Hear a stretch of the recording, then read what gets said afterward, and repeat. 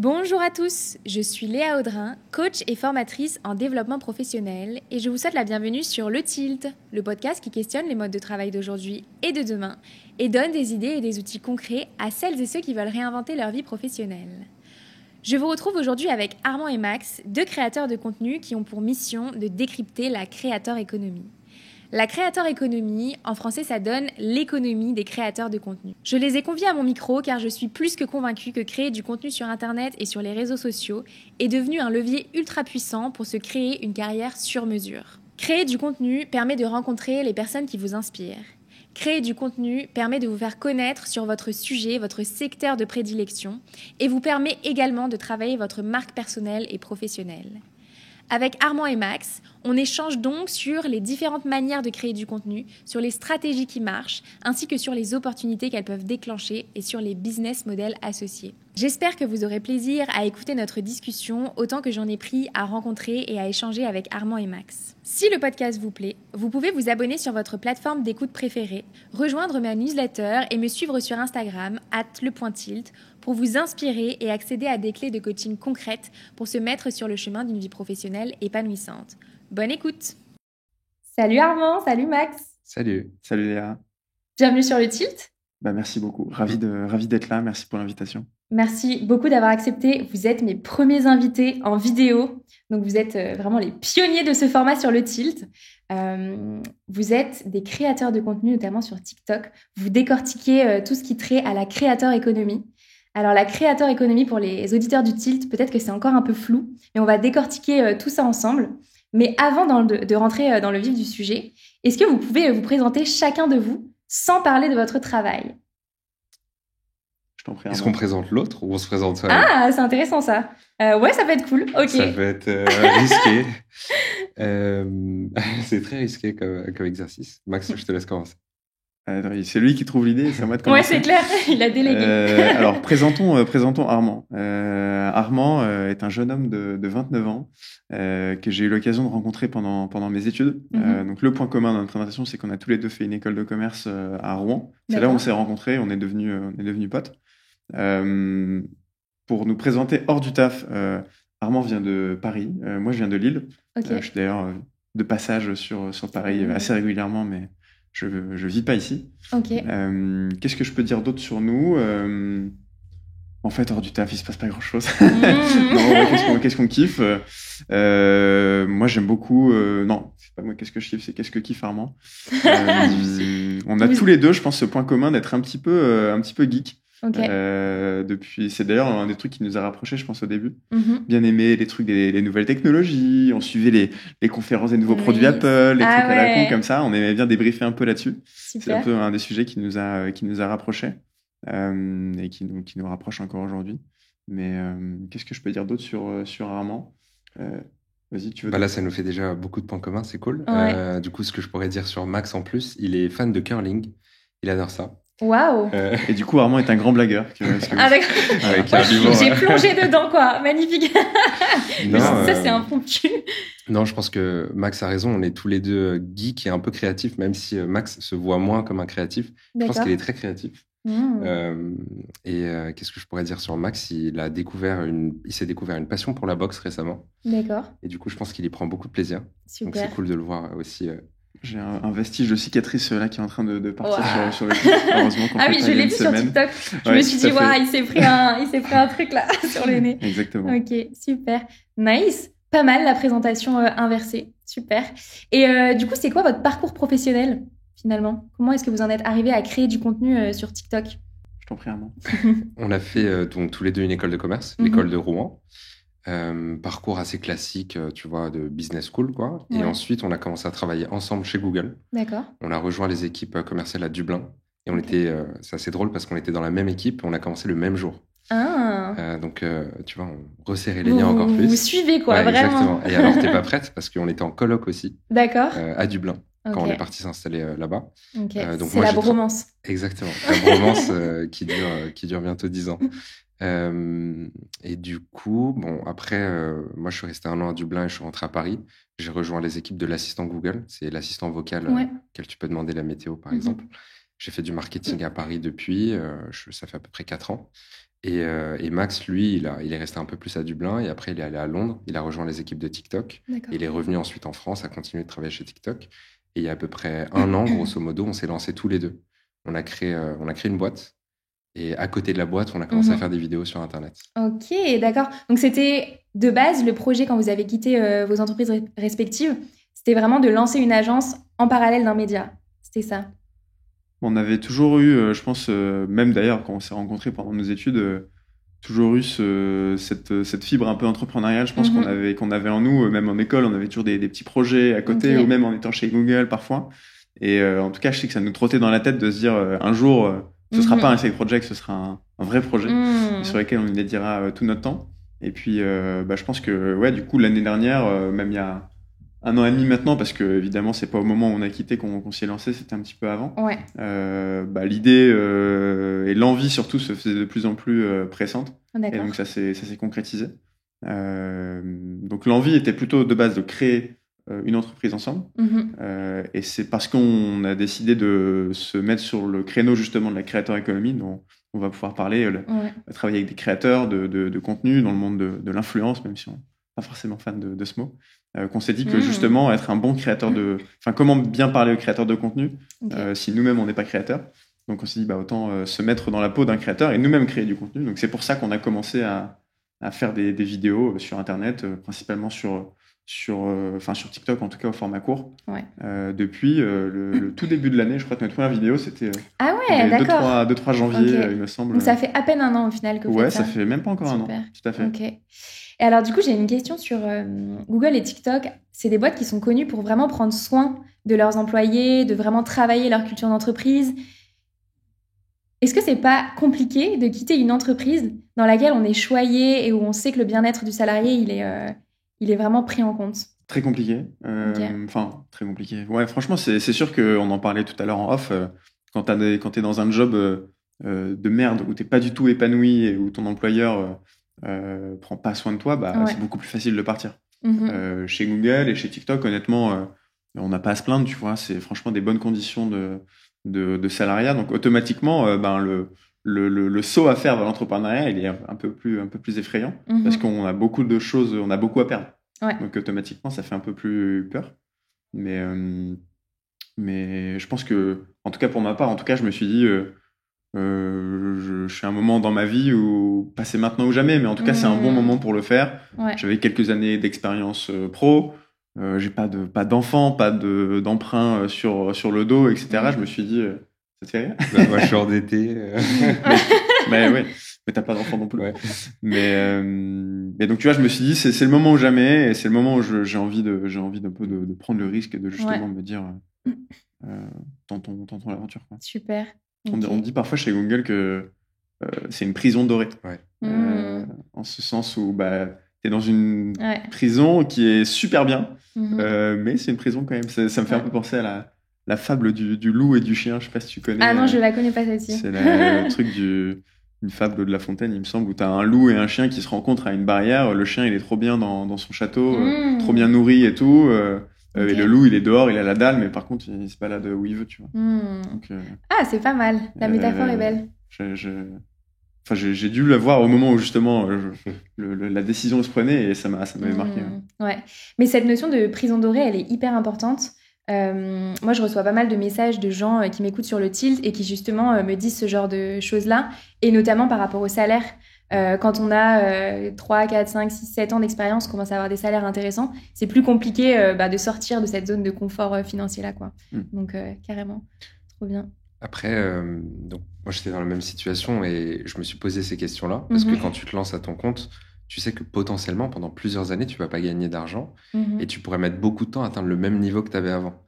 Donc l'idée, c'est comment est-ce que tu peux anticiper tout ça? Est-ce que tu peux commencer à épargner, peut-être baisser certains de tes centres de coûts et réfléchir à te dire, OK, vraiment, dans 3 ans, il faut que, au moment où j'ai envie de partir de ma boîte, j'ai un matelas de sécurité et que ce matelas me permette de vivre pendant 2 ans.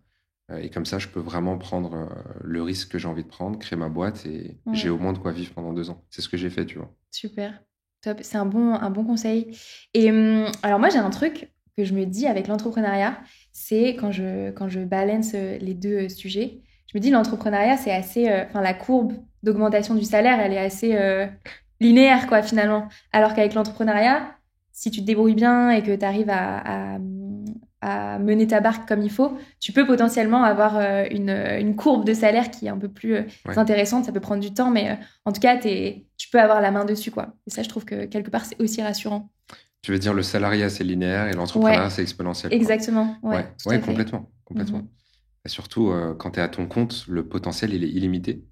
Alors que quand tu es salarié, tu as un plafond. Tu peux pas, du jour au lendemain, tu peux pas gagner 10 fois plus, quoi. Alors que quand tu es salarié, ça dépend de la valeur que tu apportes. C'est clair. T'as le revers de la médaille, c'est qu'à l'inverse, entrepreneuriat, si ça marche pas, c'est ça. C'est clair. Pas de filet de sécurité. Il faut voir le bright side. Ouais, tout à fait. Ouais. Mais t'as des moments de vie de salarié. Je pense qu'on a tous connu un jour où tu te lèves le matin, t'es pas trop en forme, tu sais très bien que t'as pas eu la journée la plus productive de l'année. Mais ça passe, quoi. C'est pas très grave, ton salaire à la fin du mois va pas changer. Si t'enchaînes une semaine comme ça en entrepreneuriat, en fait, il se passe rien dans ta boîte. Donc si tu bouges pas, les choses ne vont pas bouger pour toi. C'est très vrai. Du coup, ensemble, on va creuser le sujet de la créateur économie. Alors, qu'est-ce que c'est que la créateur économie, finalement? Qu'est-ce qu'il y a derrière ce mot énigmatique? Très bonne question. Si on traduit version française, c'est l'économie des créateurs. Qu'est-ce qu'on entend par créateur? Parce que c'est un mot qui veut tout dire et rien dire. On parle surtout des créateurs de contenu, au sens ceux qui créent du contenu et qui le publient sur Internet, que ce soit des vidéos sur YouTube, sur Instagram, TikTok, ou même des newsletters, ou des gens qui font des choses à vocation d'être partagées avec des autres, qui ne connaissent pas forcément.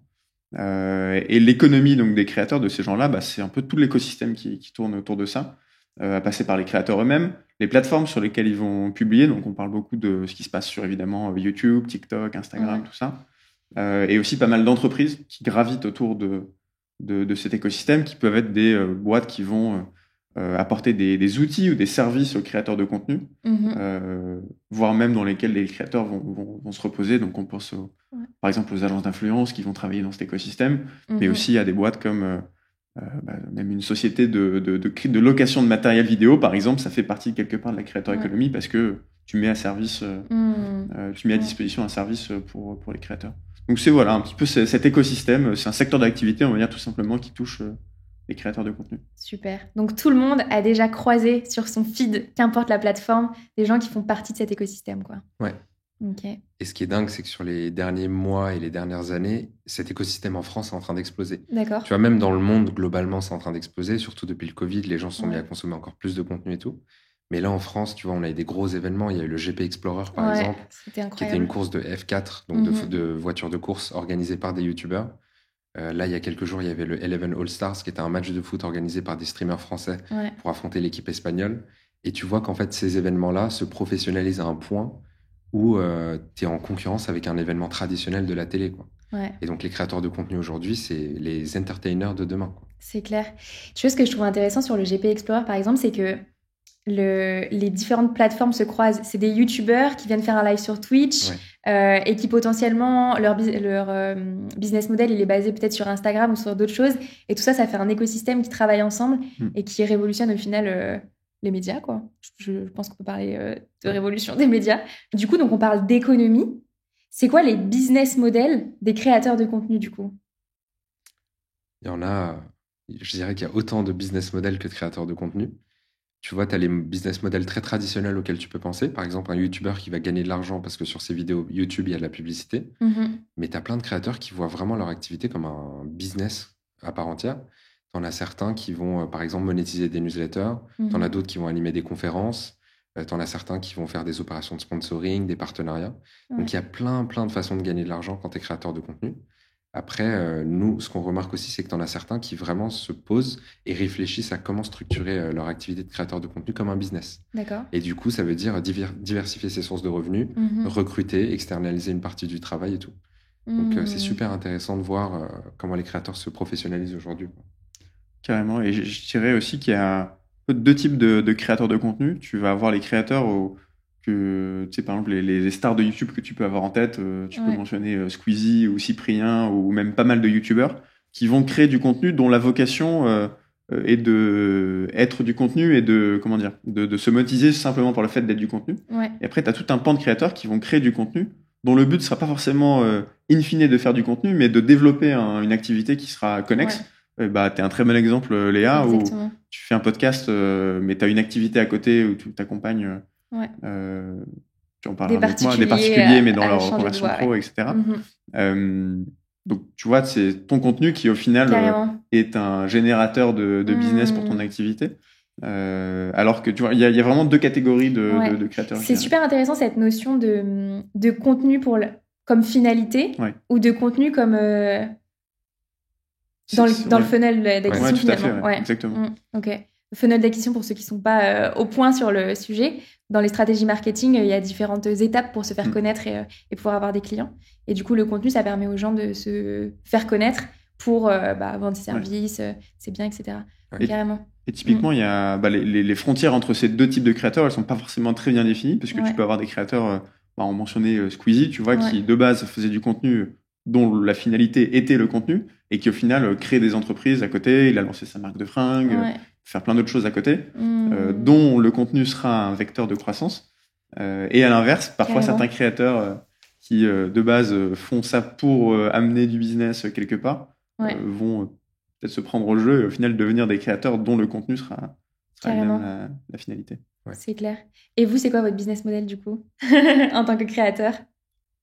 Je t'en prie. Je dirais qu'on a deux activités. Donc la première, c'est qu'on crée du contenu sur Internet. On décrypte cet écosystème dont on parlait, la créateur économie. Donc ça nous ramène, tu vois, via quelques partenariats de l'argent. Mais il y a la deuxième partie de notre business qui est une agence. On aide les marques et les créateurs à se lancer sur les réseaux. Super. Donc si tu es par exemple une marque et tu as envie de te développer sur TikTok, tu sais pas du tout comment faire, tu maîtrises pas les codes de la plateforme, tu peux venir nous voir et nous, on peut t'accompagner et t'aider à te lancer sur la plateforme. Et ça, c'est ce qui ramène plus de cash, qui nous permet de générer plus d'argent. Super. Ok, génial. Et du coup, est-ce que vous sentez que l'une et l'autre des activités nourrit chacune des parts? Ouais. Complètement. Parce que du coup, quand tu es sur TikTok, par exemple, que tu fais des vidéos et que tu montres ce dont tu es capable, ça attire un petit peu les clients, ça fait, tu vois, ça fait office de phare. Max aime bien cette expression, tu vois, être un radar pour aller détecter les opportunités, mais aussi être un phare pour pouvoir attirer des opportunités vers toi. Et du coup, tu as des marques qui nous contactent spontanément et qui nous disent, bah voilà, j'ai vu votre compte TikTok, est-ce qu'on peut travailler ensemble? Super. Et à l'inverse, sur certains cas clients, on va devoir réfléchir à des sujets, ça va nous donner des idées, ça va nous permettre de nous-mêmes muscler notre muscle de créateur, tu vois. Ok, génial. Là, tu disais que le contenu, ça permettait d'attirer les opportunités à soi. Et ça, c'est un sujet que j'avais super envie d'aborder avec vous, parce que j'en suis plus que convaincue, parce que je l'ai expérimenté comme vous l'expérimentez aussi. Et moi, je me demande si, dans le futur des carrières, le contenu va pas être une condition obligatoire pour attirer des opportunités professionnelles cool à soi, en fait. Qu'est-ce que vous en pensez de ça? Ouais, complètement d'accord. J'ai vu un truc sur LinkedIn il y a quelques jours qui disait de 2000 à 2020, c'était l'ère de la tech, et 2020-2040 sera l'ère du média, où chacun doit devenir presque son propre média. Ça m'avait interpellé. Alors, je sais pas si c'est vrai et à quel point c'est vraiment un fait, etc. Mais ça m'avait interpellé, et de plus en plus, on voit justement d'individus qui deviennent leurs propres médias. Et c'est pour ça que nous, on dit que Armand et Max, donc c'est le nom du compte sur le réseau, on dit que c'est un média, parce qu'en fait, quand on me dit le mot média, tu vas penser à Le Monde, TF1, est-ce que tu veux. Certes, c'est des médias, mais en fait, aujourd'hui, il y a plein de petits médias. Médias, c'est juste un moyen de transmettre l'information. Et en fait, au final, via les réseaux sociaux, n'importe qui peut transmettre de l'info. Donc, j'aime beaucoup, moi, cette notion de chacun de devenir son propre média, et ça va vraiment impacter des carrières de tonnes de gens qui s'y attendaient pas forcément. Enfin, on voit tous les jours des témoignages de personnes qui disent j'ai passé 6 mois ou 1 an à créer du contenu et ça a changé ma vie. C'est clair. Nous aussi, on a un podcast du coup sans faire la promo, et justement plein de créateurs où même à la fin de l'épisode on se dit c'est dingue, ce mec il y a 2 ans ou 1 an il avait pas du tout la même vie, et aujourd'hui ça l'a transformé, ça lui a ouvert des tonnes d'opportunités. Ça, c'est fou. C'est incroyable. Carrément. Moi, j'aime bien cette notion-là en fait, le contenu, il permet d'être actif dans sa stratégie de carrière, finalement, et de placer ses pions un peu sur les sujets ou sur les secteurs qui nous intéressent, et là où on veut aller se faire du réseau, rencontrer des gens. Et ce que tu disais, ça me fait penser à je sais pas si vous le voyez, alors moi je le vois beaucoup dans mon feed LinkedIn, de personnes qui ont créé quelque chose, une vidéo, un CV original, peut-être même parfois des objets, etc. et qui communiquent dessus sur LinkedIn pour des stages, des alternances, des premiers CDI, et qui arrivent à décrocher le poste convoité grâce à la création de quelque chose, quoi. C'est hyper puissant, je trouve. Complètement. Ouais. Et on avait fait une vidéo sur le sujet de dire peut-être que TikTok, on avait fait un focus TikTok parce que c'est un de nos axes principaux, en disant que c'était pour n'importe qui, mais au final, la création de contenu, c'est pour n'importe qui. Ouais. Que tu sois boulanger ou conseiller en gestion de patrimoine ou coiffeur ou agent IMO, quel que soit ton job, tu as des trucs à raconter en fait sur ton quotidien. Et il y a des gens qui sont intéressés par ce que tu fais et que tu peux aider des gens. Donc à partir de là, tu as une potentielle audience et un potentiel contenu à raconter. Et même si t'es pas un métier dont tu veux parler ou t'es un métier dans lequel tu t'épanouis pas et t'as envie d'aller vers autre chose, justement la création de contenu, t'as pas besoin de demander la permission à qui que ce soit, tu peux te lancer. Et si t'as envie je sais pas, si demain j'ai envie de m'intéresser aux plantes vertes et au jardinage, parce que j'y connais rien du tout et j'ai vraiment envie d'apprendre ces talents, je peux prendre cette posture d'explorateur et de me dire tiens, je vais m'y intéresser et je vais documenter le fait que je m'y intéresse, parce que potentiellement il y a d'autres gens qui sont dans le même état d'esprit que moi. Carrément. Et demain je veux devenir jardinier d'exception et je peux le faire en fait, parce que je peux apprendre plein de choses aujourd'hui sur internet et je vais documenter ces apprentissages et il y a des gens qui vont prendre le même chemin que moi. Super. Donc c'est vraiment accessible à tous. Trop bien. En fait, ce qui est hyper pertinent dans cette approche-là, c'est que je trouve aussi que ça permet de faire une carrière sur mesure, tu vois. Tu peux avoir fait une école de commerce ou une école d'ingénieur ou une école de marketing ou ce que tu veux, et puis derrière, ajouter aux compétences que tu as acquises via ton cursus ou tes premières expériences professionnelles, vraiment la granularité dans ce que tu as envie de faire et pouvoir aller chercher des gens un peu sympas dans ton réseau qui vont t'ouvrir des portes, quoi. Donc, carrément, trop bien. Qu'est-ce que vous diriez que le contenu vous a apporté à vous comme opportunité?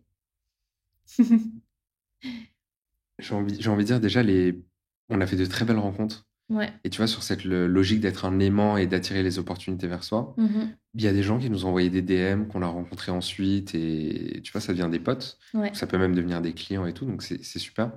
Donc il y a un aspect rencontre, il y a aussi un aspect, je dirais, je sais pas si confiance en soi c'est le bon mot, tu vois, mais se mettre devant la caméra, nos premières vidéos, elles sont un peu éclatées, quoi. Okay. Si tu les regardes, elles sont pas ouf.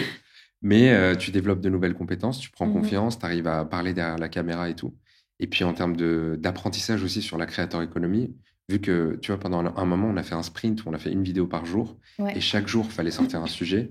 Et nous, nos vidéos, c'est des vidéos d'analyse où on partage des actus et tout. Ouais. C'est pas des vidéos juste de vlogging. Donc il y a vraiment un travail de recherche à faire. Et ce qui fait qu'en 100 jours, on a développé des compétences super intéressantes sur cet écosystème, quoi. Ça nous force à rester au courant de ce qui se passe en fait. Parce que si on veut le partager aux autres, il faut que nous-mêmes on ait compris la chose. Donc ça nous a effectivement upskill sur le sujet. Trop bien. Donc en gros, il y a un sujet d'upgrader ses compétences, il y a un sujet de réseau et il y a un sujet de confiance en soi, quoi, finalement. Ouais. Ok. Je partage complètement. J'étais en train de réfléchir à ce que ça m'a apporté et je pense qu'effectivement c'est ça. Et moi je partage souvent aux gens que j'accompagne ce truc par exemple du podcast. Donc moi ça fait 3 ans que j'ai le podcast et à chaque fois je leur dis mais en fait le podcast c'est la meilleure excuse pour rencontrer qui vous avez envie de rencontrer. Exactement. En fait c'est trop bien. C'est le média qui permet, après je pense qu'on peut l'avoir sur YouTube ou sur d'autres plateformes, mais en fait quand on a un média on peut aller solliciter des gens qui peut-être répondraient pas si on sollicitait juste un appel, par exemple. Ouais. Donc, je trouve qu'en termes de réseau, c'est un gros sujet, quoi. C'est le meilleur hack pour décrocher des opportunités, rencontrer des gens que tu pourrais pas rencontrer autrement, quoi. Ouais. Et plus tu es sur une niche, plus c'est facile. Si tu es vraiment spécialisé sur, je sais pas, par exemple, les recettes de cuisine, tu as un podcast qui gravite autour de la cuisine et des recettes, bah, tu peux, je pense, aller débloquer probablement des très grands chefs, des très grands youtubeurs et tout. Carrément. Les gens adorent parler d'eux, c'est pour ça qu'on est là d'ailleurs. Ouais. Non, mais en vrai, les gens adorent parler d'eux et les gens.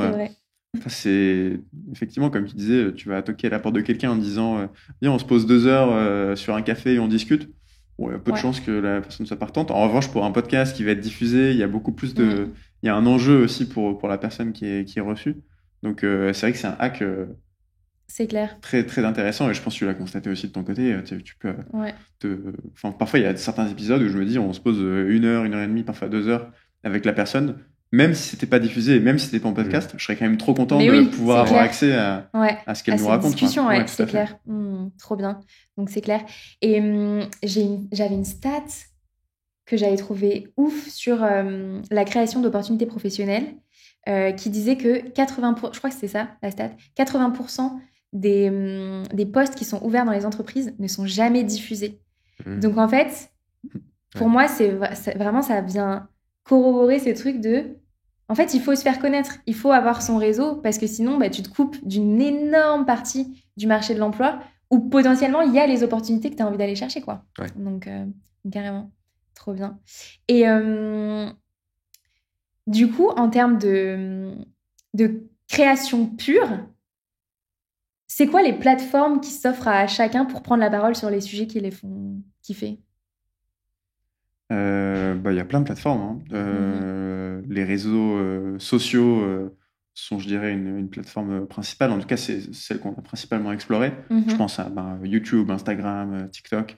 Il y a même Snapchat, Pinterest. Selon ta niche, potentiellement, ça peut être plus ou moins intéressant. Tu as des formats type podcast, évidemment. Des formats aussi écrits. Je pense à la newsletter. Ça peut être un moyen de créer du contenu et de générer une communauté autour de ce que tu veux faire. LinkedIn, c'est aussi un réseau social qui, souvent via l'écrit, la vidéo ne marche pas trop sur LinkedIn pour l'instant. Non. Mais par écrit, il y a des influenceurs LinkedIn aujourd'hui. Si les gens traînent sur LinkedIn, je suis sûr qu'ils en connaissent, ou il y a quelques noms qui leur viennent en tête. C'est vrai, influenceur LinkedIn. J'avais jamais associé les deux mots, mais c'est très vrai. Alors pour le coup, souvent, ils sont dans la catégorie, justement, des créateurs qui créent du contenu dont la finalité est quand même de se faire connaître et donc de générer du business derrière. Mais toujours est-il que c'est des créateurs de contenu, des gens qui postent sur LinkedIn tous les jours, voire même plusieurs fois par jour. Et pour qui c'est une stratégie marketing presque. Donc au-delà de juste le faire pour le kiff et pour apprendre des choses, ça leur génère du business. Donc il y a ça.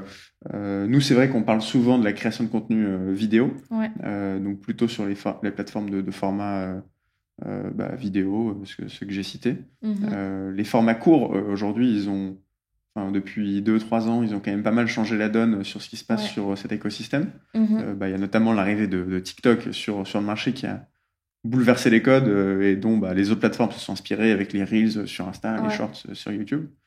Je dirais la magie de TikTok, c'est que c'est l'opportunité pour n'importe qui d'exploser et d'être exposé à des gens qui ne te connaissent pas. C'est vraiment comme ça que la plateforme est faite et fonctionne. Et c'est pas un réseau social au sens où ça va pas être diffusé à tes amis. Ça va justement être diffusé aux gens qui sont intéressés par ce que tu fais. Est-ce que... Alors, vous êtes beaucoup plus expert que moi sur la question, mais du coup, j'ai vu que TikTok avait intégré un système de rémunération de ses créateurs. Et du coup, je me demandais, est-ce que ce qu'ils sont en train de faire avec ce système de rémunération, il va être pérenne? Ou alors, est-ce que ça va casser les vues des personnes à long terme? Comment est-ce que vous pensez que la visibilité sur TikTok, maintenant qu'il y a ce truc de rémunération-là, va évoluer?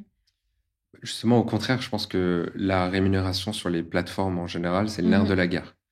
Parce que pour créer du contenu, on pense parfois que c'est un petit job de rigolo, t'es dans ta chambre et tu fais des vidéos, mais t'as un budget, parfois tu dois payer un monteur, un ingé son, etc. Donc le fait que les plateformes te récompensent, ça va donner énormément de ressources aux créateurs. Et pendant très longtemps, TikTok payait vraiment rien. C'était des cacahuètes, quoi. Tu pouvais faire des centaines de millions de vues et tu gagnais des cinquantaines d'euros, quoi. C'était pas fou. Et là, le nouveau système change la donne. C'est un système qui est beaucoup plus proche de ce que pourrait te payer YouTube ou Facebook. Est-ce que tu peux nous rappeler ce que c'est que ce système, du coup? Oui, alors en gros, sur YouTube ou sur Facebook, tu vas, toi, créateur, mettre tes vidéos. Sur ces vidéos-là, il y a des publicités qui vont apparaître. Ces publicités-là, elles sont payées par des annonceurs. Donc, tu as par exemple L'Oréal qui va dire « Ok, je sais que là, en moyenne, des femmes de 30 ans regardent les vidéos de ce créateur, je vais mettre ma publicité dessus. » Pour toutes les 1000 publicités qui sont montrées, l'annonceur va payer par exemple 50 € ou 5 €, c'est plus réaliste. Sur ces 5 €, il y en a la moitié qui va aller à la plateforme, donc à Facebook ou à YouTube, et il y a l'autre moitié qui va aller au créateur. Donc pour faire simple, quand tu es un créateur et que tu mets tes vidéos sur une plateforme, en fonction du nombre de vues que tu vas faire, tu vas gagner un certain montant. Et sur YouTube, pour des créateurs assez classiques, ça peut monter assez vite, tu vois. Un petit créateur YouTube peut gagner 300, 400, 500 € par mois. TikTok, c'était un petit peu différent. En fait, ils avaient un fonds, ils avaient une enveloppe de plusieurs centaines de millions de dollars et ils redistribuaient ces fonds-là en fonction du nombre de vues aux créateurs. D'accord. Mais c'était vraiment des cacahuètes. Ok. Et là, aujourd'hui, ils ont créé un nouveau modèle qui est toujours sur ce même principe-là, mais il y a beaucoup plus d'argent dans le fond. Donc là, grosso modo, pour faire simple, toutes les 1000 vues, tu vas toucher à peu près 50 centimes sur TikTok. C'est énorme. Ce qui est beaucoup. Surtout que TikTok, c'est une plateforme, comme le disait Max, tu vois, où tu peux assez rapidement toucher un public qui est très large et tu peux faire beaucoup de vues. Ouais. J'ai l'impression de voir énormément de vidéos dans mon feed TikTok où il y a des millions et des millions de vues et pas forcément sur des gens qui ont énormément d'abonnés, par exemple. Donc ça rebat un peu les cartes de comment est distribuée la visibilité, quoi. Ouais, TikTok aime bien te donner beaucoup de vues sur tes premières vidéos. Ah ouais. Parce que là, ils se disent, OK, tu vois, quand t'es créateur, exactement. Quand t'es créateur et que tu vois ta première vidéo, que tu fais 50 000 vues, tu te dis, ouais, c'est dingue, du coup, je vais continuer de faire des vidéos et tout, c'est trop bien. Donc, ils aiment bien faire ça. Et effectivement, t'as plein de créateurs qui n'ont pas beaucoup d'abonnés, mais qui font de gros volumes de vues. Ok. Et donc, du coup, pour revenir à cette question des plateformes, donc on a vu qu'il y avait des plateformes plutôt écrites, des plateformes plutôt vidéo, podcasts, etc. Comment est-ce qu'on fait pour choisir ça ou ces bonnes plateformes pour se lancer dans la creator economy, du coup? C'est une très bonne question. Je pense pas qu'il y ait la réponse ultime. Je pense que sur ce qu'il faut savoir, c'est que le format, il peut facilement être déclinable, en fait. Nous, typiquement, on fait une vidéo sur TikTok. Elle va être diffusée aussi sur Instagram. Elle va être diffusée sur YouTube Shorts. Parfois, on va diffuser une version écrite sur LinkedIn. Et on a aussi un podcast. Et parfois, on va aussi essayer de transformer ça en newsletter. Donc, en fait, quand tu as une idée et un contenu, tu peux très facilement le transformer. C'est quand même un process qui prend un peu de temps. Donc, c'est pas non plus accessible à tous. C'est pas un peu de temps, c'est beaucoup de temps. Beaucoup de temps, potentiellement. Ça dépend à quel point tu adaptes le contenu, etc. Mais typiquement, déjà, juste le fait de prendre ta vidéo TikTok et de la mettre sur YouTube et Instagram, ça prend, 5-10 minutes, grand max. Donc, c'est pas trop chronophage. L'adapter au format, c'est un peu plus long. Ta question, c'était comment choisir la bonne plateforme. Quand on a envie de se lancer, quels sont les critères un peu pour faire un bon choix de plateforme? Vas-y. Tu peux penser déjà à ton audience. Par exemple, si tu fais, admettons, beaucoup de décoration d'intérieur, tu peux te lancer sur Instagram, qui est une plateforme où les gens consomment beaucoup de ce contenu-là, mais tu peux aussi dire Pinterest, ça peut être une opportunité. Parce que les gens, quand ils refont leur appart, ils vont souvent sur Pinterest pour avoir des idées. Donc, tu as certaines plateformes qui mettent en avant un peu plus de contenu d'une certaine catégorie. Twitch, ça va être plus du gaming. YouTube, ça peut être un peu tout. Pinterest, c'est aussi beaucoup la nourriture, les recettes et tout. Donc, tu peux garder ça en tête.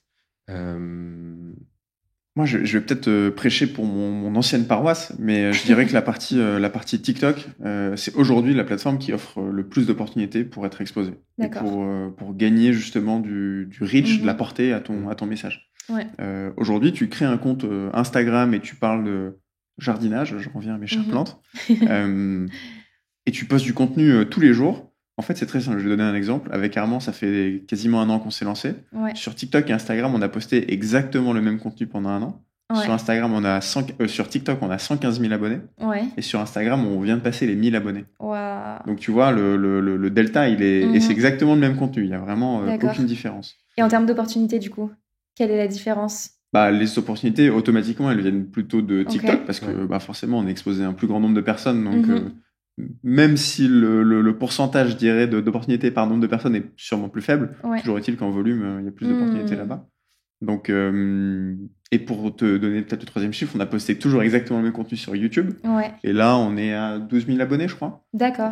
Donc, tu vois, les algos sont différents quand même d'une plateforme à l'autre, même si les formats sont les mêmes. Après, c'est notre cas à nous. Il y a d'autres créateurs pour qui ça fonctionne vraiment différemment. Il faut dire aussi qu'on crée le contenu avec TikTok en tête, où on l'optimise vraiment pour la plateforme et on le décline sur les autres. Donc, c'est pas forcément fait pour YouTube ou Instagram, même si ça s'y prête bien. Mais donc, je dirais que TikTok, de par son algorithme, c'est vraiment la plateforme qui te permet d'être le plus exposé à une audience qui te connaît pas. Instagram, c'est vraiment créer ta communauté, les gens avec qui tu vas qui te connaissent, avec qui tu vas connecter régulièrement, etc. Sur TikTok, tu peux, par magie, avoir, comme disait Armand, 50, 100, 200 000 vues sur une vidéo, parce que tu as parlé d'un sujet qui a touché à plein de gens, qui a interpellé, qui a fait interagir, etc. Sur Instagram, c'est beaucoup plus dur. Même si tu fais la même vidéo, ben, il va pas forcément trouver son audience. Donc, moi, s'il y a un créateur demain qui vient nous voir et qui dit bah, je veux me lancer et je veux exploiter le pouvoir des réseaux pour me faire connaître, bah, TikTok, c'est clairement le truc sur lequel je dirais de se concentrer. Ouais. En fait, c'est vraiment la plateforme numéro 1 en termes de visibilité. Ouais. C'est ça. Ok, trop bien. Parce que tu vois, moi, je suis principalement sur le podcast, sur Instagram et en newsletter. Et Instagram, c'est vraiment un média qui me permet de créer, tu vois, vraiment un truc de proximité avec les gens qui m'écoutent. Tu vois, il y a des personnes qui écoutent le podcast et ils m'envoient des messages ensuite en DM, etc. Je me suis pas lancée sur TikTok, moi, donc je n'ai pas du tout de retour d'expérience là-dessus. Mais je me dis comment est-ce que ça se passerait si je faisais la même chose sur TikTok, tu vois. Est-ce que je pourrais construire cette proximité avec les gens avec qui j'ai envie d'échanger? Je sais pas. Beaucoup moins. D'accord. Tu vois, déjà sur TikTok, principe de base, tes abonnés peuvent pas t'envoyer de messages si toi, t'es pas abonné en retour. D'accord. Donc, il y a ce rapport de force qui est un peu différent. Mais juste pour nuancer ce qu'on a dit avant, je pense qu'il y a un élément qui est super important. C'est que quand tu veux te lancer, faut pas te lancer que sur une plateforme. Et il faut pas être dépendant d'une plateforme. Typiquement, si tu décides de te lancer que sur TikTok, c'est bien. Mais à côté, essaie de collecter des emails et de te constituer peut-être une newsletter et une base d'emails. Parce que du jour au lendemain, si tu es attaqué par TikTok ou si ton compte est suspendu, bah, tout ce que tu as fait, tu te retrouves... Ça s'en va, quoi. Ouais, ça s'en va. J'ai écouté un podcast il y a pas longtemps de Romain Limois, je sais pas si vous le connaissez. Et il parlait justement de ça. Il disait, en fait, il faut pas construire son business sur un champ en location. Et j'ai trouvé l'image folle, en fait. Je me suis dit, mais c'est tout à fait ça. C'est-à-dire qu'on loue un espace, une plateforme, voilà. Bon, pour l'instant, tout se passe bien et encore. Instagram, c'est un peu en baisse, mais... voilà, tu fais ton nid sur une plateforme, mais au final, elle t'appartient pas, alors que les emails et vraiment ce lien que tu peux avoir dans la boîte mail avec les gens, il est unique. Et vraiment, cette notion de ce champ m'appartient et je suis locataire de ce champ, il m'a vraiment beaucoup parlé, quoi. Ouais. C'est une belle image. C'est très vrai, effectivement. Et l'email, au final, ça reste le seul truc qui t'appartient vraiment et donc tu fais ce que tu veux avec ensuite. Mais ouais, c'est très vrai. Après, je viendrais le nuancer en disant que les réseaux, ça reste la meilleure manière de te faire connaître. Juste avec une newsletter, c'est beaucoup plus compliqué en termes de logique de croissance derrière. Ouais. Mais de toute façon, les deux doivent travailler ensemble. C'est hyper intéressant. Je vois vraiment le funnel quand on discute de la notoriété jusqu'à la conversion. J'ai un de mes proches qui a une newsletter payante. Et à chaque fois, il me martèle, il me dit, mais la newsletter, c'est là où les gens achètent, c'est là où les gens s'attachent aux personnes, etc. Donc ouais, je pense que c'est tout un écosystème à penser quand on a envie de se lancer. Et moi, je me dis, alors, c'est peut-être beaucoup moins stratégique, mais je pense que dans le choix de la plateforme, il y a aussi un sujet de ce avec quoi on est à l'aise, tu vois. Et par exemple, moi, quand je me suis lancée il y a 3 ans, YouTube, je pense que j'avais pas encore, tu vois, fait mes armes dans les interviews et tout. Et je pense que j'étais pas prête pour ce format-là, tu vois. Donc, le podcast, c'était parfait. Donc, je me dis qu'il y a peut-être aussi un truc de maturité du contenu que tu peux apporter. Le format court, même si c'est beaucoup de travail, comme vous l'avez dit tout à l'heure, je pense que tu peux toujours te débrouiller pour faire un truc un peu impactant, etc. Les formats longs, il y a plein de trucs à prendre en compte, etc. Et donc, faut je pense, un peu voir aussi comment tu te sens avec la vidéo, avec le son, avec l'écrit. Il y a des gens qui détestent écrire. Donc, un truc un peu d'appétence aussi avec ce que la plateforme te propose, quoi. Les personnes que vous accompagnez, du coup, à se lancer sur TikTok, comment est-ce que vous les aidez à mettre le pied à l'étrier? C'est quoi les grandes lignes pour les aider à se lancer? Je dirais que le commencement, c'est généralement un travail de définition de la stratégie. Qui est cette personne? Qu'est-ce qu'elle veut faire? Qu'est-ce qu'elle veut communiquer? Voilà, vraiment, quels sont les messages qu'elle veut passer? Quels sont les objectifs? Est-ce qu'elle veut se lancer sur TikTok pour le plaisir de se lancer sur TikTok? Ce qui est souvent pas le cas. Souvent, tu as un objectif business derrière ou de développer une activité professionnelle, etc. Et après, de là va découler toute la suite de définir quels sont les formats de contenu que tu peux explorer, les différents formats de vidéos, les différents sujets, différentes manières d'aborder ces sujets, potentiellement l'aider aussi à... alors, selon les clients, soit on rédige les scripts pour eux, soit on les aide à le faire. Donc, il y a une partie de formation aussi sur les sujets. Et en fait, on va les accompagner et les former sur les différentes étapes depuis qu'est-ce que je vais faire comme vidéo, quelles sont mes idées de vidéo, comment je vais l'écrire, comment je vais la tourner, comment je vais la monter et comment je vais la publier. C'est un peu les différentes étapes. Et selon les clients, il y en a qui ont des besoins sur soit l'ensemble, on va dire, du process de création, soit parfois sur certaines étapes. D'accord. Mais donc, voilà un petit peu comment on travaille. Ok. Si jamais tu as des auditeurs qui veulent se lancer mais qui savent pas trop comment C'est clair. le faire, je pense qu'un exercice qui est assez simple, et nous, c'est ce qu'on a fait au tout début, c'est que tu donnes une période, par exemple 2 semaines, et tu dis chaque jour, je publie une vidéo. Qu'elle Ok. soit bien ou qu'elle soit pas bien, à la fin de la journée, il faut que la vidéo soit postée. D'accord. Et en général, déjà, tu vas voir qu'entre ta première et ta 10e vidéo, la différence, elle sera significative. La dernière sera beaucoup mieux. Et surtout qu'avec un petit peu de chance, déjà, tu vas avoir 1 ou 2 vidéos qui vont percer, ça va te donner envie de continuer. Trop bien, ok. Ce sujet de la régularité dans le contenu, il est très important. Qu'est-ce que vous en pensez et comment est-ce que vous appréhendez, vous, ce sujet-là ? Bah, déjà, complètement d'accord. Je pense que c'est fondamental. À la fois d'un point de vue, je dirais, vraiment plateforme, algorithmique, entre guillemets, c'est bien pour l'audience d'avoir du contenu régulier, etc.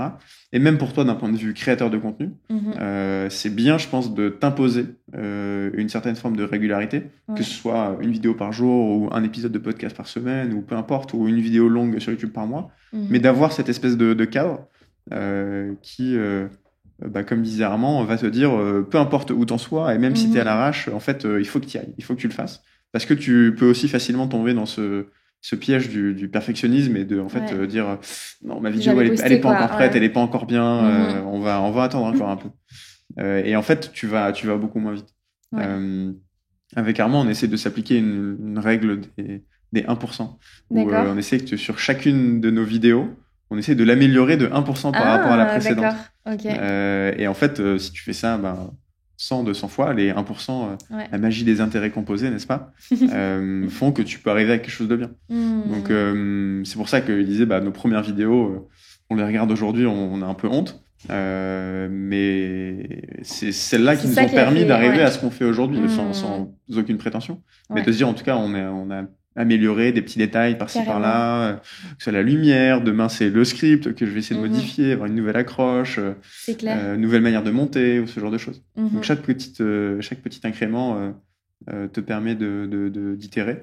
Et le fait de faire beaucoup de contenu et d'être régulier, ça te permet de régulièrement justement itérer, plutôt que d'essayer de balancer toutes tes idées et des innovations dans une vidéo que tu vas poster dans 2 semaines parce que t'auras pas tu voulais justement faire le truc parfait. Autant que tu essayes plein de petites choses. Alors vous avez fait un truc très pertinent, je trouve. C'est que vous êtes 2 et du coup, vous pouvez vous partager la tâche de la création de contenu. Et ça, je me dis que ça doit être trop bien parce que je trouve que la création de contenu, c'est vraiment c'est une course de fond, quoi. C'est pas je poste pendant 3 mois et après je fais plus rien. C'est comment est-ce qu'on fait pour créer du contenu dans le temps sans s'épuiser derrière, quoi. Donc, pro tip. Peut-être qu'être en duo, finalement, c'est un bon truc. Ça a été un avantage de fou. Quand on disait Armand, on a fait une vidéo par jour, donc on l'a fait pendant 100 jours. 100 jours, Ah ouais. Donc, au final, c'était en réalité une vidéo tous les 2 jours, pas forcément divisé par 2. Donc, c'est clair que c'est un bon tips pour tenir sur la régularité. Et mine de rien, ça nous met une sorte de responsabilité vis-à-vis l'un de l'autre, de se dire ah merde, si je poste pas ma vidéo aujourd'hui, demain Armand il pourra pas poster la sienne, donc il faut que je me dépêche, etc. Si on se tient un peu responsable quand t'es tout seul, c'est vrai que tu peux parfois te dire si je poste pas de vidéo aujourd'hui, personne va m'engueuler. Alors que là, je sais que si je le fais pas, Armand il va dire au fait, t'as pas posté hier. C'est bien l'accounting. Exactement, l'accountability. Ok, trop bien. Et donc vous avez un podcast qui est super chouette, que j'écoute très régulièrement. Vous avez rencontré des créateurs sympas. Vous en avez rencontré quoi, une quinzaine maintenant ? À date, 12, si je dis pas de bêtises. Ok, d'accord. Qu'est-ce que vous retenez de toutes vos conversations avec ces créateurs-là ? S'il y a 3 points clés, par exemple, à retenir de tous ces créateurs qui ont une belle visibilité et qui font du beau contenu, qu'est-ce que vous retenez ? Qu'est-ce que vous retenez, finalement, de votre conversation avec eux ?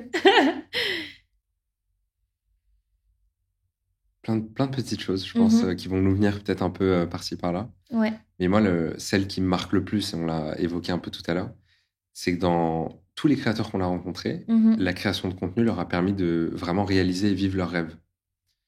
Et je pense notamment à Victor Apchi qu'on a vu. Lui, c'est le meilleur exemple parce que il se met aucune limite. Il a envie de faire un Paris-Dakar à vélo. Incroyable. Allez. Et c'est la création de contenu qui va me permettre de financer et d'alimenter mon voyage. Donc ça, moi, ça me marque et j'y pense souvent. Je me dis, c'est dingue quand même. Parce que c'est un des seuls métiers où, en fait, déjà, tu peux l'axer autour de ta passion. Même si ça peut se transformer un peu en contrainte parce que, tu vois, tu te mets des contraintes quand tu es créateur, une vidéo par semaine, etc. Il y a un côté un peu contraignant. Mais à l'inverse, tu es tous les jours sur ce qui te passionne, quoi. Ok. Donc ça, je dirais que c'est le numéro 1. Trop bien. Numéro 2, Max. Ouais, bah, j'allais dire comme toi, ça change des vies. Un truc qui nous a marqué aussi, via le podcast et via différentes rencontres qu'on avait fait avec des créateurs, je vais mettre une petite ombre au tableau, c'est que souvent, c'est des gens qui sont assez seuls. Et bah, d'ailleurs, tu disais le fait qu'on soit à deux, c'est aussi un avantage, d'un point de vue production, mais aussi d'un point de vue santé mentale, en fait, tout simplement, et le fait de s'entraider, etc. Et dans la créativité aussi, j'imagine que vous brainstormez sur des idées, que vous confrontez un peu les sujets que vous allez aborder et tout. C'est complètement super important. Et en fait, il y a beaucoup de créateurs avec qui on se rend compte, ils ont beau avoir des milliers ou des centaines, voire même des millions d'abonnés, et qui en fait disent bah ouais, mais dans mon quotidien, dans la réalité des faits, 90% du temps, je suis solo dans ma chambre et je bosse sur mon contenu et c'est tout. Alors oui, ils vont faire des stories, je suis invité à un tel event, etc. C'est génial, ce qui est génial. Mais souvent, sauf pour évidemment les Squeezie et les grosses stars qui sont bien sûr entourés, ils ont des équipes. Mais souvent, c'est un métier qui est assez solitaire en fait. Et il faut déjà, il faut en être conscient. Et potentiellement, il faut pas avoir peur de justement sortir un petit peu de son cocon. Il y a plein de choses qui sont en train de se mettre en place pour les créateurs de contenu, des petits événements, des moyens de se rencontrer, etc. Et toutes les rencontres qu'on a fait à chaque fois avec des créateurs, on est trop content de les faire parce que justement, on peut partager aussi ces expériences de créateurs avec d'autres, puis tu apprends plein de choses. Quand je suis sûr que toi, Léa, tu peux difficilement parler de ton quotidien de créateur avec même tes potes d'enfance ou de lycée ou avec tes parents ou avec qui que ce soit parce qu'ils connaissent pas vraiment, ils savent pas ce que c'est, ils connaissent pas le stress de dire putain merde, j'ai pas fini de monter mon prochain épisode de podcast qui pour demain, je suis en galère. Ils disent bah c'est pas grave, tu le feras plus tard. Bah non, parce que c'est important pour toi. C'est clair. Et le fait d'avoir des gens avec qui parler de ça, c'est pas toujours facile, tout le monde ne l'a pas, et c'est important d'essayer de se faire son petit cercle de copains créateurs, on va dire, avec qui tu peux échanger, même si dans ton activité t'es solo, ce qui n'est pas notre cas et on a cette chance, mais tu peux vraiment t'aider avec clair. Ça. Une fois par an, avec 4-5 potes, on se fait un co-living. Donc on gravite tous autour de la notion de futur du travail. Donc on se fait ce co-living en août, juste avant la rentrée. Et à chaque fois, pour moi, c'est des moments où je crée hyper facilement. J'ai plein d'idées, la création est facile, j'arrive à écrire, etc. Et je me rends compte à quel point les humains, c'est cool, finalement, pour créer du contenu. Et de pouvoir échanger, et cette stimulation qu'on trouve ensemble et tout, c'est trop bien. Donc je comprends tout à fait cet aspect solitude qui, je pense, aussi est un peu inhérent au fait d'être indépendant dans sa vie pro. Mais carrément. Ok, trop bien. Est-ce qu'il y a un autre enseignement que vous tirez de vos conversations avec les créateurs que vous avez reçus ? Max l'a dit, mais j'aimerais bien appuyer dessus. Quand tu es créateur et que tu es tout seul, il faut vraiment que tu fasses la démarche proactive d'aller chercher d'autres créateurs. Et donc ça, c'est le plus difficile.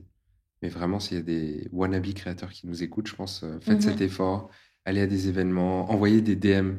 On a rencontré des gros créateurs qui avaient la peur du DM, qui disaient moi, je vais pas envoyer un message à un autre créateur parce que j'ai pas envie de le déranger et tout ça. Mais alors que non, tu vois... Victor, encore, c'est un très bon exemple. Lui, il peut t'envoyer un DM à Marion Cotillard, quoi, tu vois. Oui, j'ai écouté l'épisode où il raconte ça. Où il a rencontré Kian Kojandi, je crois. Non, exactement. Incroyable. Donc, peut-être que l'enseignement, il est là. Faut pas avoir peur d'oser. Ouais. Et encore une fois, les gens, ils adorent parler de leur parcours. Donc, ok, trop bien. Et un dernier truc aussi qui sort souvent dans... Enfin, tout le monde, en fait, a cette peur de commencer à créer du contenu et de mettre ta tête sur un téléphone et de la partager à tous. C'est quelque chose qui fait un peu peur parce que t'es pas trop habitué à le faire. Et dans nos podcasts, souvent, on revient sur ce moment de ta première vidéo, qu'est-ce qui se passe dans ta tête, tu vois. Ouais. Et aucun ne dit, oh, j'étais à l'aise, je savais que ça allait marcher. Personne. Si. Ouais, voilà. Et Ouais. c'est évident que personne se dit ça. Tout le monde a les chocottes Ouais. et tout le monde est un peu en stress. Donc, moi, je pense que le truc aussi qui nous a fait, moi, à titre perso, qui m'a fait me rendre compte que c'était OK de poster du contenu, c'était de me dire que tout le monde s'en foutait, en fait. Ouais. Moi, j'ai une Genre, théorie vraiment, là-dessus. les gens vont te voir dans leur feed Insta et C'est clair. 2 secondes après, c'est bon, t'es oublié, quoi. C'est quoi ta théorie? Je pense que quand tu commences à créer du contenu, à t'exposer, à faire des stories, à faire des TikTok, etc., les gens qui te connaissent se scindent en 2 groupes. Là où tout le monde se fait une montagne, genre ouais, tout le monde va se moquer de moi, ça Ouais. va être horrible, etc. En fait, il y a 2 groupes. Il y a les gens qui te voient, qui te connaissent et qui se disent ça m'intéresse pas, et dans ces cas-là, t'en entends plus jamais parler. Ouais. Et t'as les gens qui s'attendaient pas du tout à ça, ou alors qui trouvent ça trop cool, et qui du coup deviennent des gens qui te suivent réellement. Mais il y a pas vraiment, enfin en tout cas moi je l'ai pas vraiment vécu, et les gens avec qui j'en discute n'ont pas vraiment vécu non plus ce truc de en fait on s'est moqué de moi, c'était horrible. En fait, ce groupe-là il n'existe pas, ou alors les gens juste se taisent quoi. Oui, les gens sont indifférents Ouais. au final. Si Mhm. tu les intéresses pas, c'est pas grave, ils passent leur chemin et puis c'est tout. Yes. Et le jour où on se moque de toi, c'est que t'as percé. Donc, Ouais, c'est clair. c'est plutôt bon clair. signe. Effectivement. Donc ouais, quand tu commences à avoir les haters, Ouais, c'est que t'as une portée autre. Ouais. Bon, du bois. Pas trop quand même. Après, globalement, les gens sont plutôt bienveillants. Mhm. Moi, ce qui m'a surpris un jour, il y a un gars qui a fait une vidéo sur une de mes vidéos D'accord.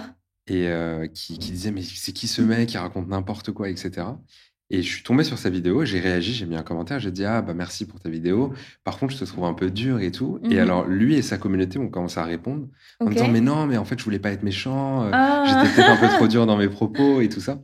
Donc au final, je pense que les haters, t'en as plein qui ont juste besoin d'un peu d'attention. Ouais. Je me rends compte d'un truc, haters, j'ai fait le lien avec Twitter.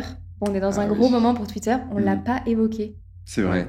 J'y pensais un petit peu tout à l'heure quand on parlait des différents réseaux. Ouais. Je pense qu'on n'a pas parlé de Twitter. Il y a un autre réseau qui est super intéressant aussi, c'est le messaging. Ouais. Tu vois, il y a plein de groupes WhatsApp et de groupes Telegram qui se créent. C'est vrai. Et il y a certains créateurs qui préfèrent utiliser ces canaux-là. Carrément. Donc on peut peut-être l'ajouter à la liste. Mais t'allais dire un truc sur Twitter? Bah non, mais j'allais dire qu'on est dans un moment un peu charnière. Ouais. Au moment où on enregistre, on est dans toute la polémique Elon Musk et son entrée fracassante dans l'entreprise. Donc on verra. Mais c'est intéressant, je trouve que nous qui sommes sur les plateformes depuis un moment, on l'évoque pas dans un sujet sur la créateur économie. Ouais. Est-ce qu'il y a un créateur que vous avez rencontré qui vous a particulièrement marqué? Est-ce qu'on a le même en tête? Vas-y, je t'en prie. Moi, je pense à un créateur, c'est un des premiers créateurs qu'on a rencontré, qui s'appelle Martin. Et il bosse, son contenu, sa chaîne s'appelle LADB Restauration.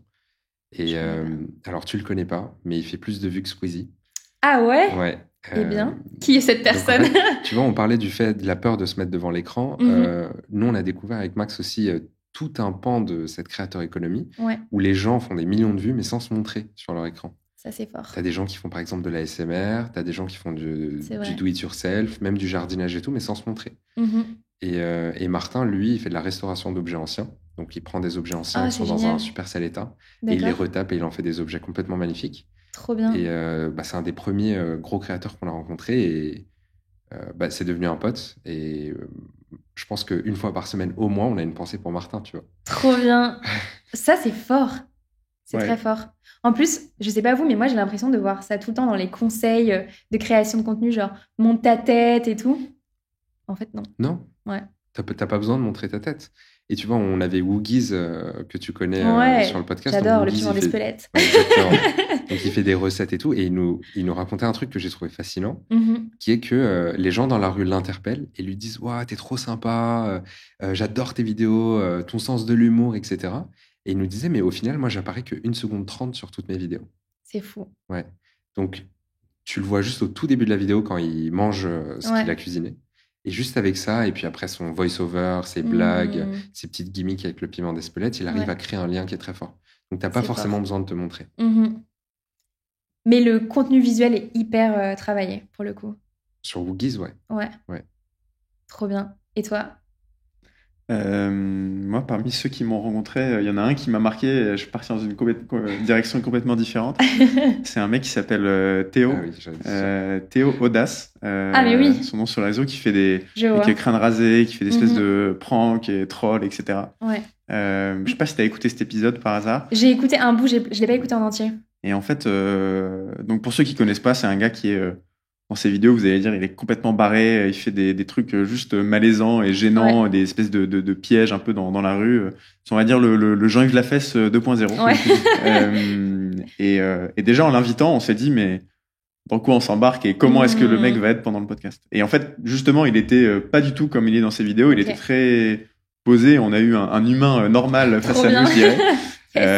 Et en fait, on s'est dit, justement, ce gars a une histoire incroyable. Moi, ce qui m'avait marqué notamment, bon, c'est pas forcément un sujet Creator Economy, mais il nous avait dit, en fait, ce qu'il fait dans ses vidéos, il le faisait déjà bien avant, depuis des années, avant de le faire en vidéo. Donc, c'est pas un gars qui s'est dit, je vais faire le con pour faire des vues sur TikTok. C'est un mec qui, de base, est comme ça. Il s'est dit, bon, autant que je documente. Bah oui. Mais ça marche. donc, j'ai trouvé son parcours ouf. Et ça fait partie des gens où on s'est dit à la fin, ça fait 6 mois, 1 an qu'il est vraiment intense, on va dire, sur les réseaux. Et pour lui, ça marche trop bien aussi. Donc, encore un exemple. Lui, pour le coup, c'est très spécial son contenu et c'est clairement pas accessible à tous. Mais encore un exemple que ça peut changer des vies assez facilement et assez rapidement. Super. Ouais. Si vous ne deviez choisir qu'une seule personne à suivre parce que vous adorez son contenu, vous choisiriez qui ? Est-ce que je peux en donner 2 ? Est-ce que je peux tricher ? Aïe, oui, allez. Je vais en Ça commence à négocier. Je vais en donner un qui est un créateur. Je vais en donner un sérieux et un pas sérieux. Ok.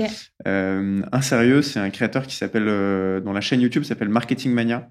Je sais pas si ça te dit quelque chose. C'est animé par un mec qui s'appelle Stan Leloup. Ah bah oui. Et il fait, voilà. Oui.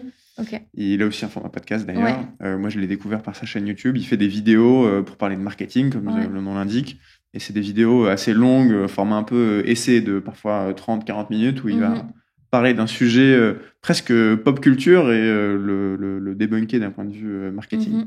Et je trouve ces vidéos fascinantes parce que à la fin de la vidéo, tu as l'impression d'être plus intelligent qu'avant. Tu as vraiment l'impression de te sentir un peu spécial. Il apporte la fameuse valeur de la création de contenu. Et j'aime beaucoup cette chaîne et ce créateur parce que je pense qu'il y a beaucoup de choses à apprendre de sa chaîne YouTube. Tant dans le fond, dans les idées qu'il véhicule et aussi dans la forme, dans la manière dont il est mis en avant. Ses vignettes sont très travaillées, etc. Donc pour quelqu'un qui veut se lancer sur YouTube, c'est un bon cas d'école. Et au passage, il lui aussi aide pas mal de créateurs et des formations pour se lancer sur TikTok, tout ça. D'accord. Donc ça, c'est le mec très sérieux. Top. Et après, il y a un TikToker que j'adore, qui est du coup pas du tout sérieux, qui fait plutôt des gags. Je vois que vous regardez parce que tu me demandais si j'avais préparé. C'est la seule question que j'ai préparée du podcast. Et c'est un mec sur les réseaux qui s'appelle Jason Caravan. Je te laisserai, ça m'étonne pas. Je te laisserai aller voir. Il fait des vidéos humoristiques qui moi me plient de rire. Donc si je devais en garder que 2, ce serait un qui me rend intelligent et un qui me fait marrer. Ok, nice. Et toi ? Mais du coup, je vais peut-être en donner 2. Oh, le triche. Je triche. Ça en fait 4 fois plus que d'habitude. Ouais. J'aime beaucoup Cyrus North. Ouais. Et ce que j'aime bien aussi, c'est que sur les dernières années, tu vois, il a beaucoup évolué, il a changé un peu de thématique, il a des nouveaux sujets et tout. Et pour le coup, t'as l'impression à la fin de ses vidéos d'être plus intelligent. C'est très vrai. Et en plus, c'est un mec qui est très sympa, qui est très humble, qui est très modeste dans sa création de contenu. Je trouve ça top. Et puis le deuxième, peut-être pour déconner un peu. Tu voulais faire comme moi, mais oui, j'ai pas préparé, moi, le deuxième. C'est bête, c'est le premier truc qui me vient à l'esprit, mais le Montreux Comedy Club. Ah ouais. Enfin, le festival de Montreux, je crois, c'est ça. Ok. Je sais pas si tu connais. Ouais, je vois. Je regarde tout le temps leurs vidéos. Ah ouais. J'ai jamais regardé. D'accord. Ah ouais, je regarde tout le temps. Donc si il devait me rester que 2 chaînes YouTube, je pense que je garderais ces 2-là. Ok. Ouais. Nice. Il y a plein de sketchs d'humoristes pour ceux qui connaissent pas qui passent dessus et c'est super drôle. Trop cool. Cool. Et toi, Léa ? C'est une bonne question. T'avais pas préparé, hein ? Non. Bon, je pense que mon #1, c'est un secret pour personne, c'est Ben Never. Je trouve qu'il a une qualité de production exceptionnelle avec des sujets autour des humains très cool. Donc ça, je trouve ça sympa et je trouve que dans la manière dont il aborde son entreprise, on voit vraiment les étapes. Et moi, j'aime bien suivre ce genre de choses aussi. Et si je devais en choisir un deuxième... J'en ai une qui me vient en tête, mais ça n'a aucun sens. En fait, il y a une influenceuse suisse que je suis, parce que dans une autre vie, j'ai bossé dans une boîte qui faisait de la puériculture. Donc, rien à voir avec toute ma life, finalement. Mais cette femme, elle a une fraîcheur en story. Donc, du coup, sur Instagram, je la suis, que je ne retrouve chez personne d'autre. Et juste, j'ai envie de savoir comment elle va, quoi. Le matin, et je me dis... Ok. Alors, où vas-tu? Donc, elle s'appelle Valentine Caboral. Et je me dis, alors, comment tu vas, Valentine? Et je regarde ça tous les jours depuis, je sais pas, peut-être 5-6 ans, quoi. Dingue. Pourtant, il y a vraiment pas un truc de fou, mais juste, elle est attachante, quoi. Donc voilà. J'ai 2 dernières questions pour vous. Tout à l'heure, on a parlé de créateurs de contenu, d'influenceurs. On a évoqué différents mots pour les métiers qui gravitent dans la créateur économie. Tu disais que vous aimiez pas trop le mot influenceur. Comment est-ce qu'on se retrouve un peu dans les noms qu'on donne à ces métiers-là? Qui est quoi? Qui fait quoi? Quelle est la bonne terminologie finalement? Je sais pas s'il y a une définition officielle, mais nous, on se donne un peu notre propre définition. Et Max, je te laisse compléter si t'es pas tout à fait d'accord. Mais pour moi, un influenceur, c'est quelqu'un qui va créer du contenu autour de lui-même. Ouais. Et un créateur de contenu, c'est quelqu'un qui va créer du contenu autour d'une thématique ou du contenu de lui-même. D'accord. Donc l'objectif, c'est de partager quelque chose autour d'un sujet, de sa passion par exemple, alors que l'influenceur, ça va être plus autour de sa personne. Ouais. Pour moi, c'est un peu la définition. D'accord. Ok. Donc vous êtes des créateurs de contenu. On espère. Je suis à moitié d'accord avec ta définition. Parce qu'en fait, les mots, ils sont assez... il y a le sens des mots et il y a ce qu'on leur apporte. Quand tu dis influenceur, tu penses à un Instagrammeur. Potentiellement, pourquoi on n'aime pas trop le mot? Parce que tu penses à celui qui est à Dubaï en train de...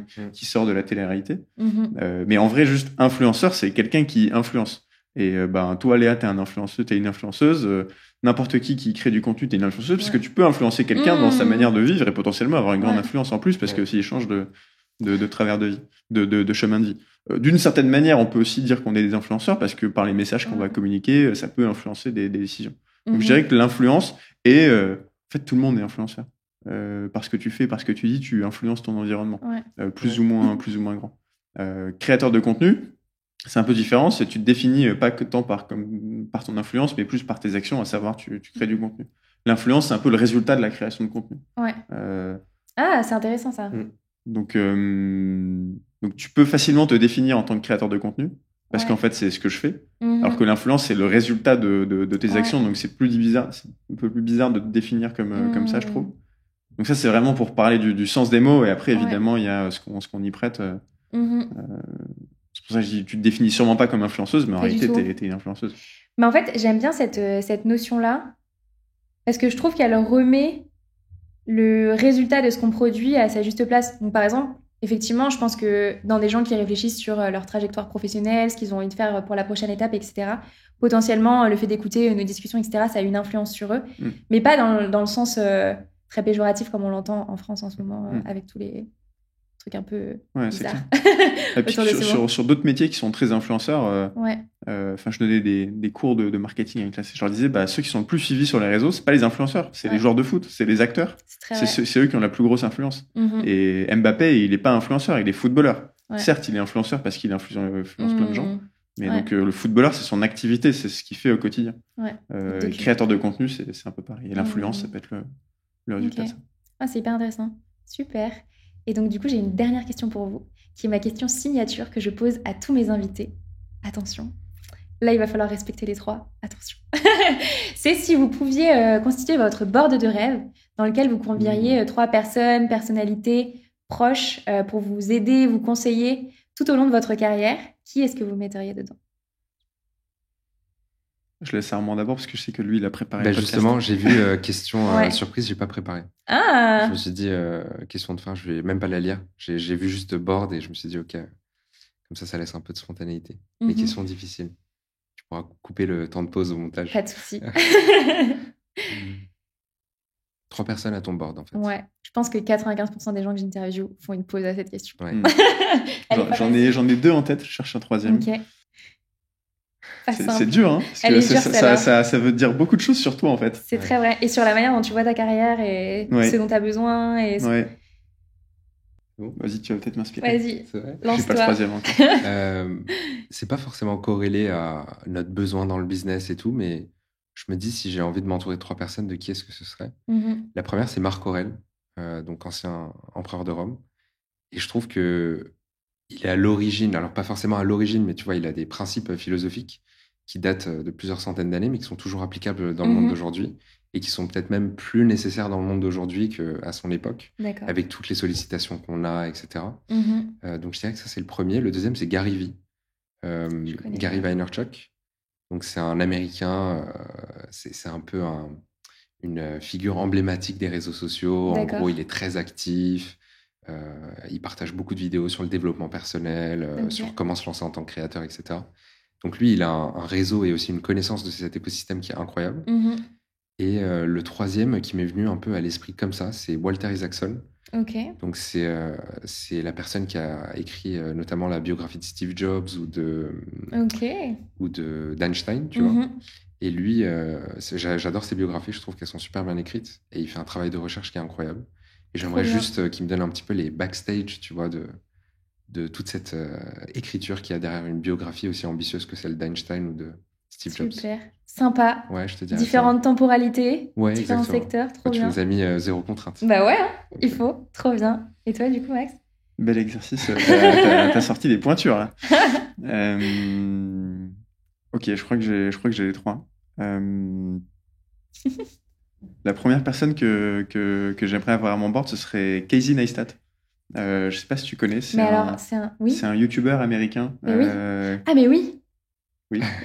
Ok. Illumination. Ouais, le tilt. Le tilt, le fameux. Casey Neistat, qui est un YouTuber américain qui fait des vidéos depuis très longtemps, Ouais. plus d'une dizaine d'années, qui était un peu un des créateurs à l'origine du format vlog. Et j'adore sa créativité. Et pour info, il a fait une grosse pause sur YouTube et il vient de revenir là il y a D'accord. 2 mois, je crois. Et il fait des vidéos très régulièrement et je consomme son Trop contenu bien. et je trouve que c'est un mec il arrive à te embarquer dans ses histoires, il va monter une armoire dans son studio et il va en faire une vidéo et ça va être captivant. Ok. Et ça, je trouve son storytelling incroyable et je pense qu'il a une manière de... Enfin, avoir ce storytelling, c'est vraiment une qualité exceptionnelle. Ouais. La deuxième personne que j'aimerais avoir à mon board, ce serait Michael Jordan. Ok.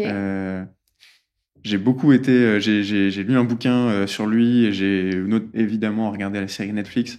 J'étais vraiment énormément inspiré par le mec que bah, tu connaissais de nom, mais tu connais pas forcément son quotidien. Ouais. Et notamment pour la partie discipline et vraiment discipline quoi, qui s'est imposée à lui-même. Et je pense que c'est quelque chose dont je pourrais avoir besoin. Donc je me dis, s'il était à mon board, ça pourrait m'apporter pas mal de choses. Donc j'ai beaucoup été inspiré par ce qu'il fait. Et la troisième personne que j'aimerais avoir à mon board serait ma copine Juliette. Oh. Si tu nous regardes, Trop petite mignon. dédicace. Mais ouais, pour sa gentillesse. C'est quelqu'un qui a un très grand cœur et je pense qu'elle fait sortir ça de moi aussi. Et je peux parfois être quelqu'un d'un peu froid et qui fait pas forcément parler ses sentiments. Et elle m'aide à le faire. Donc Trop bien. ça me ferait du bien de l'avoir à mon board. Cool. D'ailleurs, je voulais t'en parler au pacte d'associés. Du coup, on va vous laisser. Vous allez filmer tout ça. Et est-ce qu'on peut te retourner la question?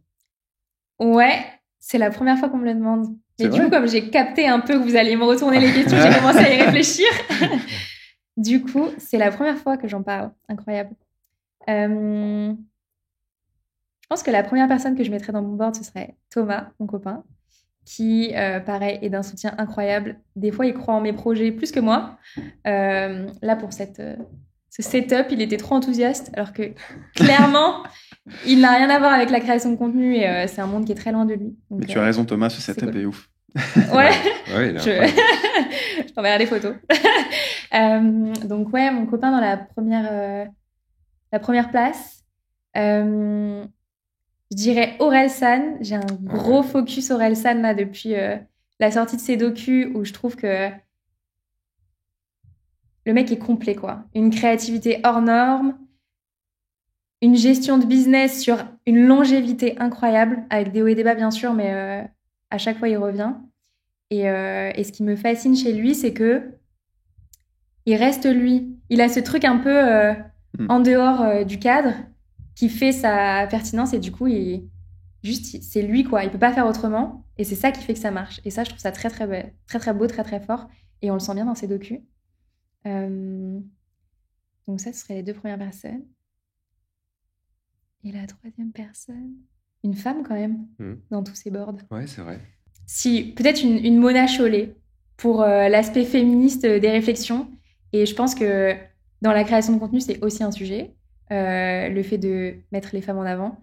Je regardais encore une vidéo ce week-end des top youtubeurs où il y avait tout un setup, bon, je peux le dire, hein, c'est le format de McFly et Carlito, où ils font du stand-up sur scène, et ils sont 8 et il n'y a qu'une femme. Ouais. Et je me dis, c'est trop dommage, parce que des meufs drôles sur YouTube, il y en a plein, quoi. Donc voilà, donc peut-être une Mona Chollet pour essayer de creuser un peu pourquoi c'est plus compliqué en tant que femme de faire son trou dans la création de contenu, et aussi la réflexion sur tous les métiers du care, parce que c'est l'autre partie de mon activité pro, autour du coaching, et elle apporte toujours des trucs hyper fouillés sur ce sujet, donc voilà, je pense que c'est pas mal. Voilà, de mon côté. Si je peux rebondir sur ce qu'on a tous dit tous les trois, c'est qu'on a tous cité d'une certaine manière des créateurs de contenu, et ça m'a fait penser notamment quand tu as parlé de Orelsan. Bon, certes, c'est un artiste, mais aussi c'est via le docu que tu as vraiment eu cette connexion et j'ai ressenti un peu la même chose. Tu te sens un peu plus lié à l'artiste, et tu as encore plus envie d'aller écouter son album et ses prochains. C'est clair. Tu as cité Marc Aurèle qui a fait un livre. S'il n'avait pas écrit un livre et plein d'autres choses, ça aurait été encore un autre empereur romain, et peut-être un peu moins séparé des autres. Et pour ma part, Casey Neistat, évidemment, pas le contenu qu'il fait. Mais clair. Voilà, ça boucle trop la bien, boucle. Mais carrément. Je trouve ça intéressant que tu cites Orelsan. À fond. Super. Mais écoutez, Max, Armand, merci infiniment pour votre venue aujourd'hui, pour votre temps ce matin.